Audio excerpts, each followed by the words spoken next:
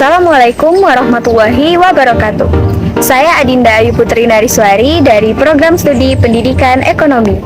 Tujuan dari pembuatan video ini adalah guna menyelesaikan tugas proyek ujian tengah semester mata kuliah Ekonomi Mikro yang diampu oleh Dr. Anwi Hasmidiani, MSI, dan Ibu Dian Eka Amrina, SPD MPD. Di dalam mata kuliah Ekonomi Mikro, kita semua sudah mempelajari beberapa materi nih. Dan dalam video kali ini, saya mengambil salah satu contoh kasus atau permasalahan mengenai permintaan dan penawaran terhadap pedagang sayur yang ada di sekitar lingkungan tempat saya tinggal.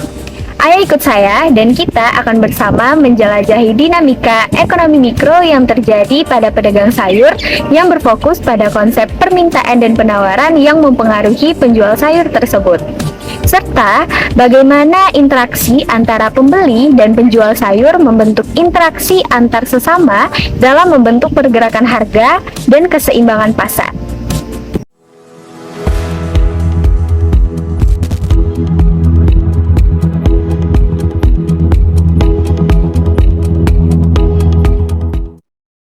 Teman-teman semua, saya Adinda dan di sini saya sudah bersama dengan tokoh kunci dalam dunia pasar sayur nih, yaitu dengan seorang pedagang sayur yang sangat ahli dalam bidangnya.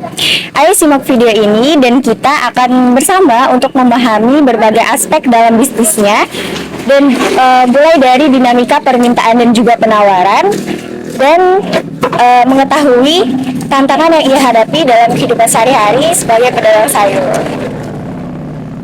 Selamat pagi Ibu. Selamat pagi. Mohon maaf mengganggu waktunya. Boleh memperkenalkan diri terlebih dahulu dengan Ibu siapa? Ibu Afriani.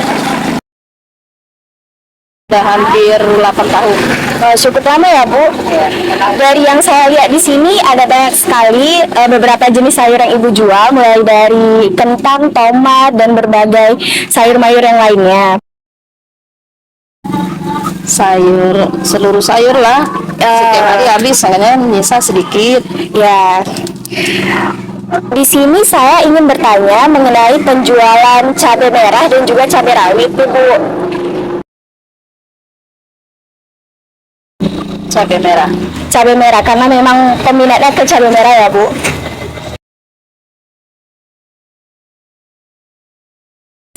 Dalam sehari 3 kilo 4 kilo. Untuk cabai rawitnya? Cabai rawit 1,5 kilo. Oke, lebih banyak cabai merahnya. Pasar utama. Pasar utama. Lebih mahal cabai merah. Cabai merah. Ya.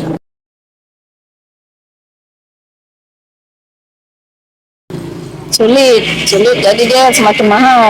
Oh ya, semakin mahal penawarannya ya, Bu. Ya,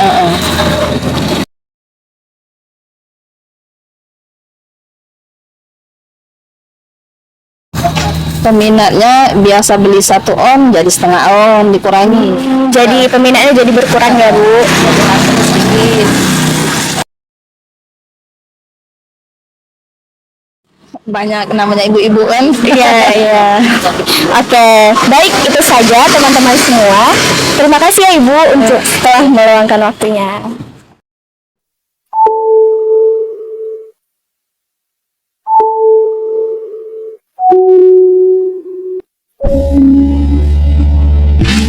Dari hasil pengamatan dan wawancara yang saya lakukan dengan Ibu Kuryani, saya mendapatkan gambaran bahwa kegiatan penjualannya didasari pada kebutuhan ekonomi, bukan karena keinginan mereka untuk memenuhi kebutuhan konsumen, akan tetapi untuk kepentingan ekonomi bagi mereka para produsen.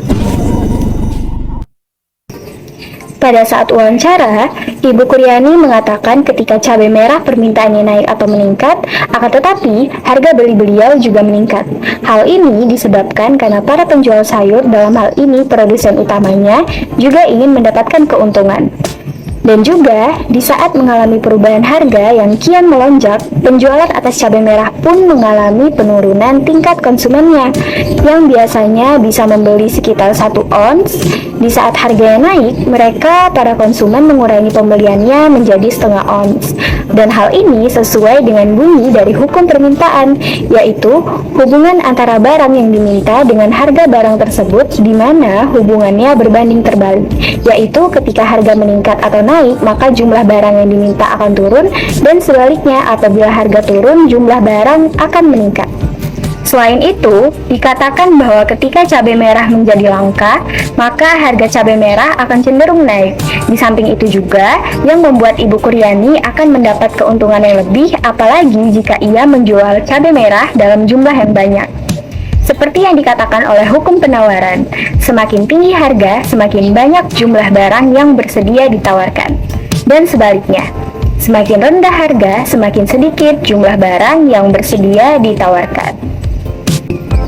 Harga yang ditetapkan oleh pedagang di pasar akan sangat berpengaruh terhadap jumlah permintaan. Akan tetapi, penetapan harga para pedagang juga tergantung dari produsen utama dan jumlah barang yang beredar di masyarakat. Nah, teman-teman, disinilah solusi yang tepat untuk mengatasi kasus tersebut, yaitu para pedagang harus pandai dalam menetapkan harga. Satu sama lain saling berkaitan. Apabila dalam penetapan harga terlalu tinggi atau terlalu rendah, maka pedagang akan mendapatkan kerugian, entah itu karena konsumen yang lari ke pedagang sebelah, atau karena harga jual yang ditetapkan pedagang yang terlalu rendah. Selain itu, di sini peran pemerintah juga sangat tinggi dalam penetapan harga, karena salah satu faktor para penjual dalam menetapkan harga adalah sikap yang diambil oleh pemerintah. Dengan adanya pasar, mereka para pedagang jadi merasa mudah untuk berjualan. Dan dengan lancarnya proses jual beli, mereka para pedagang merasa senang karena hal itu dapat membantu proses perekonomian mereka. Permintaan yang bijak, penawaran yang seimbang, harga sayur terjaga. Wassalamualaikum warahmatullahi wabarakatuh.